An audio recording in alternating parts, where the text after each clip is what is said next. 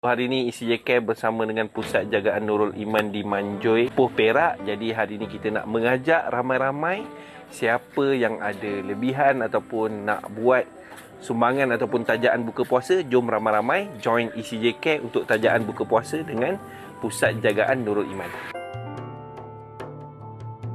Okay, Assalamualaikum warahmatullahi wabarakatuh. So, hari ini kita berada dekat Pusat Jagaan Nurul Iman, Cawangan, Ipoh. Ingat tak dulu hari tu saya ada bagi tahu kita akan ada majlis buka puasa bersama dengan anak-anak yatim dekat sini. So hari ini adalah harinya. Terima kasih kepada semua penyumbang ECJ Care. Hari ini kita jalankan buka puasa bersama dengan anak-anak yatim Nurul Iman Cawangan Ipoh ni. Teruskan menyumbang bersama ECJ Care. Semoga pemberian tuan-puan semua memberi manfaat kepada anak-anak kat sini. Terima kasih. Kami mengucapkan Selamat Hari Raya Aidilfitri. Maaf zahir dan batin.